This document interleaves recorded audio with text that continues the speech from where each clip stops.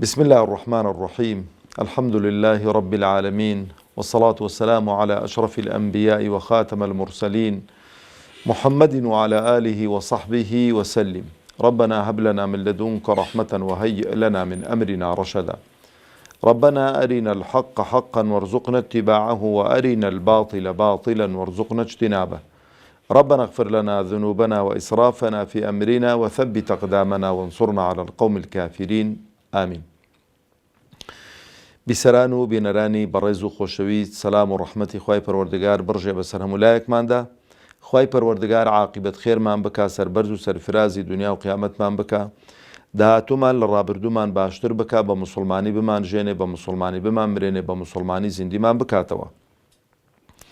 خۆشحاڵم کە لە بەرنامەکەتان، بەرنامەی ڕامان بە خزمەتتان دەگەمەوە. خوازیارم خوای پەروەردگار بە گەورەی و عەزەمەتی خۆی ئەو بەرنامەی بخاتە تەرازووی چاکەکانمان و تەرازووی چاکەکانمانی پێ قوڕسکە. خۆشەویستان، لە حەڵقەی ئەمڕۆی بەرنامەی ڕامان کە سەیری قورئان دەکەین کە کەلامی خوای پەروەردگارە تەبارەک و تەعالە، بابەتێکی دیکە کە زۆر گرینگە بەرچاومان دەکەوێتن و پێویستی هەڵوەستە لە خزمەتداکردنە، ئەویش بابەتی المەوت، مردن. مردن قەناعەتم وایە هەمومان لە ناخی خۆماندا حەزەرێکمان هەیە بۆی و ترسێک ڕوومان تێدەکاتن، و بەتایبەتیش ئەوانەی کە زاڵم و ستەمکار و دەسەڵاتدار و دەوڵەمەندن قەناعەتمان هەر لەبیرە خۆیان بردوتەوە، هەر ئەسڵەن فکری لێ ناکەنەوە کە ئەنەما ئەو مردنە تایبەت نییە بەوان و ئەوان ناگریتەوە، لە دەرەوەی وەکو بڵێ شەخسێتی وانە. طبعا مردن خۆشەویستانم هەر بە کەلیمەی ئەلمەوت 87 جار خوای پەروەردگار تەبارەک و تەعالە لە قورئاندا هێناویەتی باسی کردووە، کەواتە بابەتێکی زۆر هەستیار و بابەتێکی زۆر گرینگە و بابەتێکە وەرچەرخانێکە لە قۆناغ و مەرحەلەیەکی ژیان بۆ قۆناغ و مەرحەلەیەکی تری ژیان. بەڵام ئەوەی کە گرینگە ئینسان بیزانێ، مردن کۆتایی ژیان نییە. مردن کۆتایی ژیان نییە. ئەدی چییە؟ مردن سەرەتای ژیانێکی ڕاستەقینەیە. ئەوە گرینگە ئینسان لە قورئان کە دەخوێنیتەوە، کە هەڵوەستە لە خزمەت ئاەتەکان دەکەی، دەبێت ئەوەی لێ هەڵێنجی.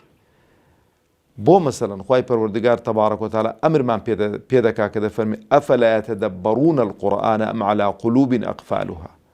خۆی تەدەبڕ لە قورئان، هەڵوەستەکردن لە خزمەت ئاەتەکان حەقایق و ڕاستیەکانت بۆ ئاشکرا دەکاتن، چونکە ئەو قورئانە کە 114 سوورەتە، هەر هەمووی خوای پەروەردگار تەبارەک و تەعالە حەق و ڕاستە، و هەر حرفێکی دەو قورئانەدا خوای پەروەردگار باسی کردی دێتە دی. کەواتە دەبێ ئینسان دائیمەن ئەو شتانەی کە خوا پێی خۆشن و ئەو شتانەی کە خوا تەشجیعی کردوین ئەوانە بکەین بۆی کە نەتیجەکەمان دەستکەوێ، کە بەهەشت و فیردەوسی ئەعلای خوای گەورە بە قسمەتمان بکاتن. خۆشەویستانم، مردن چونکە ژیانی دنیا ژیانێکی موقەتە، و مردنیش وەکو باقی مەخلوقاتی دیکە مەخلوقە، دروستکراوە، خوا خەڵقی کردووە مردنیش. دەفەرمێ الذي خلق الموت والحياة ليبلوكم أيكم أحسن عملا. ئەو ئەڵڵایە و ئەو خودایە، ئەو پەروەردگارە، ئەو ڕەحمانە، ئەو ڕەحیمە، مردن و ژیانی خەڵق کردووە بۆی کە تاقیمان کاتەوە چێ کردەوەی چاک دەکەین. کەواتە ئەسڵی چیە بڕچیەکە لە دنیا بۆ چییە؟ بۆ ئەوەی چێ عەرز و ئاوی زیاتری هەبێ؟ نە. بۆ ئەوەی چێ دەوڵەمەندتر بێ؟ نە. بۆ ئەوەی چێ دەسەڵاتدارتر بێ؟ نە. بۆ ئەوەی چێ منداڵ و وەچە و زوڕیەتی زیاتر بن؟ نە. بۆ ئەوەی چێ زیاتر ژنان بێنی؟ نە. بۆ ئەوەی چێ زیاتر مێردی بکاتن؟ نە. ئەدی بۆ چییە؟ لیەبلووەکم ئەیکم ئەحسەن عەمەلا. بۆی تاقیتان کاتەوە چێ چاکترین و باشترین کردەوە ئەنجام دەدەن. کەواتە ئەو کەسە لە بابی خۆی کەوێت کە لە ئەسڵی چێ بڕچێکە تێگەیشت بێ، و لە ئەسڵی سیباقەکەدا خۆی ماندووکە و هەوڵدا ئەلەو بوارەیداوە پێش خەڵکی بکەوێتەوە، ئەلەو بوارەیداوە پێش خەڵکی کەویتەوە، چاکە و حەسەناتت لە خەڵکی زیاتر بن، لەوەی حەسوودی بە خەڵکی بە، لەوەی ئێرەی بە خەڵکی بە، لەوەی منافەسە لەگە خەڵکی بکە. منافەسەی دوکاندارەکە لێگەڕێ ئەوڕۆکە فەقیرە 2 کیلۆی لە تۆ زیاتر فرۆشتوون، ڕقت لێتی و غیبەتی دەکەی و قسەی بۆ دەکەی و مشتری دێتە لات پێی دەڵێ بۆ لەوت کڕیوی ئێکسپایر بووە و خراپە و ڕقەمی گۆڕیوە. ئەو شتانە هیچ نین خۆی پێوە مەشغوڵ و سەر قاڵکەی. لەبەرەوەش تەماشەکەن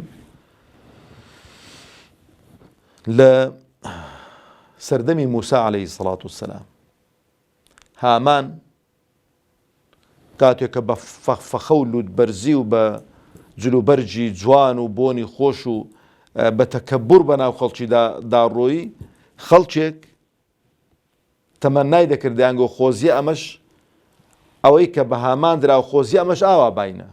هەندێک خەڵکی عاقڵی لێ بکۆرە گوتیان خۆزگە بە چ دەخوازن؟ ئەوە چیەوە؟ لەخوا بترسێن. تاعەت و عیبادەت و خواپەرستی هەموو شتێکە کە خوای پەروەردگار بە قاڕی زەمینی دابردە خوارەوە. ئەوانەی کە تەمەنان دەکرد دەترسان دەیانگوت چانە بوو خوای گەورە مەشیوە چوی لێ نەکردین، کەمەش خۆزگەمان بەی و خواستە بوو. خۆشەویستانی خۆم، مردن نیعمەتێکە لە نیعمەتەکانی خوا. بەس ئەوەتان لەفکردنەچێک کە گوتم مردنیش مەخلوقە، یعنی هەرچی کە مەخلوق بێت دەمرێ. مردنیش لە ڕۆژی دواییدا کە خەڵک بەهەشتەکان لە بەهەشت جێگیر دەبن، خوا لەوانەمان حیساب بکە و بە قسمەتمان بکە، دۆزەخیەکان لە دۆزەخ جێگیر دەبن، لەو کاتەیدا کۆتایی بە پرۆسەی مردن دێتن. بۆ چکە لەو کاتەی کات نامێنی، کە کات نەما عومر درێژ و کورت نابێتن. قۆناغەکانی ژیان ئەوە نییە بڵێ لە دایک دەبێ و هوردە هوردە تا گەورە دەبێت. لە تەمەنێک خوای گەورە تەبارەکە و تەعالا مەخلوقات ئینسانەکان جنەکان سابت دەکات لە تەمەنی 33 ساڵیدا کە تەمەنی گەنجایەتی و هەڕەتی قووەت و هێزە. ئەلەو کاتەیدا خوای گەورە و عەزیم بانجی بەهەشتیان دەکات مردن لەسەر شێوازی بەرانێک لە نێوەندی بەهەشت و دۆزەخ کە هەردووکیان بەرانەکەیان لێ دیارە. خوای گەورە دەفەرمێ ئەوە چییە؟ دەڵێنەوە مردنە، ناڵێن بەرانە، بەس دەڵێن مردن لەسەر شێوازی شێوەی بەرانێک. بە دۆزەخیانیش دەفەرمێتن ئەوە چییە؟ دەڵێن مردنە. ئەمر دەکا مردن سەر دەبڕێتن ئەو کاتەی کە مردن سەر بڕا بە بەهەشتیان دەفەرمێ ئێوە هەتا هەتایی و هەمیشەی لەو ناز و خۆشی و نیعمەتەدا دەژین. بە دۆزەخیانیش دەفەرمێتن هەتا هەتایی لەو ناخۆشی و ناڕحەتیانەدا دەژین. جاوەرن مردی چاک بین هەموو لایەکمان بۆ ئەو حەز و ئارەزوە کاتیانە بە ئەو خۆشیانە لە دەستە خۆ نەدەین. با بەڕێی خوا دابڕۆین، بەڕێی پێغەمبەران دابڕۆین عەلەیهیمو سەڵات وەسەلام و بەڕێی پێغەمبەری ئازیزمان دابڕۆین عەلەیهی سەڵات وەسەلام. چونکە ئەگەر بەڕێی هەموو پێغەمبەران دابڕۆی، ئەمر و فەرمانی هەموو پێغەمبەران جێبەجێ بکەی عەلەیهیمو سەڵات وەسەلام، بەڵام بەڕێی پێغەمبەر دانەڕۆی، ئەو تو هەر بە موسڵمان لە قەڵەم نادرێی. بەڵام ئەگەر بەس بەڕێی پێغەمبەر محەممەد الموستەفا دابڕۆی عەلەیهی سەڵام، چونکە خاتەم الئەنبیایە، کۆکەرەوەی هەموو دینەکانە، ئەوە بەڕێی هەموو پێغەمبەران داڕۆیشتووی. ئەوە تا ناگالێ بێ زۆر گرینگە. ئەو جا خۆشەویستانی خۆم، مردن نیعمەتە. چۆن نیعمەتە؟ بینە بەرچاوی خۆت، باپیرە گەورەی خۆت بینە بەرچاوی خۆ، باپیرە گەورەی خۆت بینە بەرچاوی خۆت.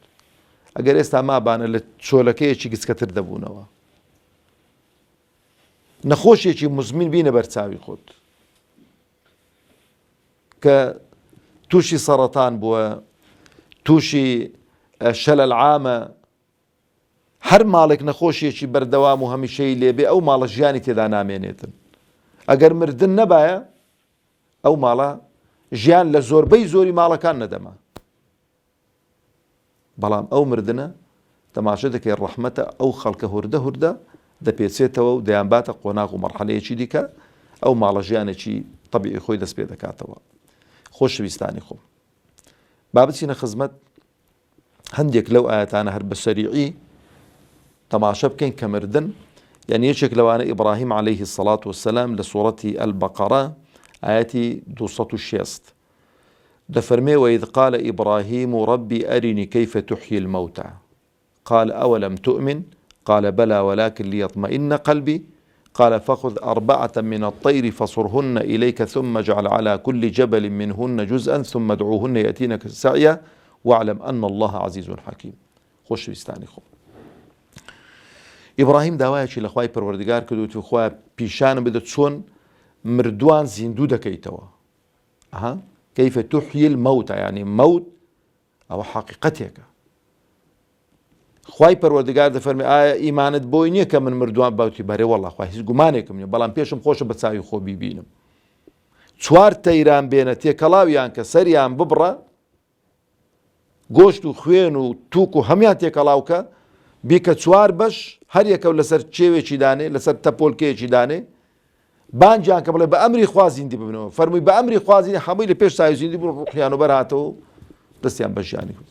خوای دەزانم قەزیا بەڵام ئەو شتێک کە ئینسان بە چاوی خۆی دەبینی جیاوازە لەوەی کە وەکو خەبەر و ئەوانە پێی بگوترێتن هەرچەندە بە مسقالە زەڕەیەک ئینسانی ئیماندار گومانی لەو خەبەرانە هەبێتن با لە ئیمانەکەی خۆی بترسێتن.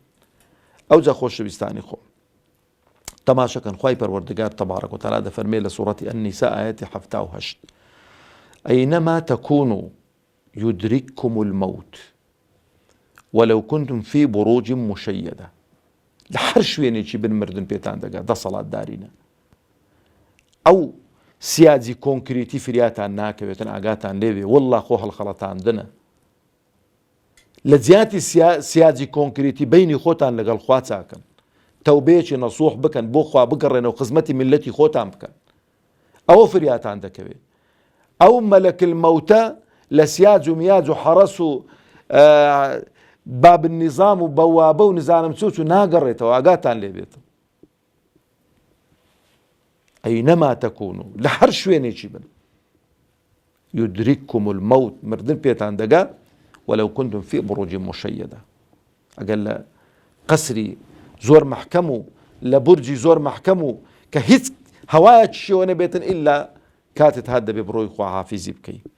ئەوجا خوای پەروەردگار تەبارەک و تەعالا لە سوورەتی الأعراف آياتي 25 دفرمي قال فيها تحيون وفيها تموتون ومنها تخرجون وحقيقتك فيها تحيون يعني تيني الجياني ايه ولو دنيايا او جيانكاتي وموقتيك اخوان بيداوين وفيها تموتون ولو دنياش دا دمرن كوتاي بجيانتان لو دنياي دي جاري مودوان دبينين بتساوي خو باشا دوان دەبینین بە چاوی خۆیانە نا ژیانەکە لەسەر ئەو دنیای نییە مردنەکەش لەو دنیای نییە هەر پێش چاوی خۆمانە هەموو خزم و کەس و ئەحباب و خۆشەویستانەمان مردوون بەدەست خۆمان شاردوونەوە با دەوەڵڵا ئەوەی سێمیش گومانی تێدا نییە کە دەفەرمێ ومنها تخرجون وەجارێک ئەلەو زەویەی لەو دنیای جاری دێنە دەرەوە بەڵام هاتنە دەرەوەی یەکجاریە یەوم الآخر دوایین ڕۆژی دیکەی بە دوادانایە شەممە و یەکشەم دووشەم سێشەم چارشەم پێنجشەم جومعە نامێنێ هەمووی یەک ڕۆژە ئەو ڕۆژە درێژ دەبێتەوە هەتایە. ئەوجا خوای پەروەردگار تەبارەک و تەعالا لە سوورەتی طاها ئایەتی 74 دەفەرمێ چی إنه من يأتي ربه مجرما ئەوەی کە بە مجریمی و تاوانباری بگەڕێتەوە لای خوا ئەمر و فەرمانەکانی خوای جێبەجێ نەکردبێتن فإن له جهنم لا يموت فيها ولا يحيا دۆزەخ بۆ ئەو کەسانە بڕیار دراوە نەدەمرن نە ژیانێکی شەڕەفمەندانەش بەڕێ دەکەن وتمان مردن نامێنی لەوێن دەرێ. ئەوجا خوای پەروەردگار تەبارەک و تەعالا لە ئایەتی یاسین ئایەتی 12 سوورەتی یاسین ئایەتی 12 دەفەرمێ چی ئینا نەحن نحیی المەوتە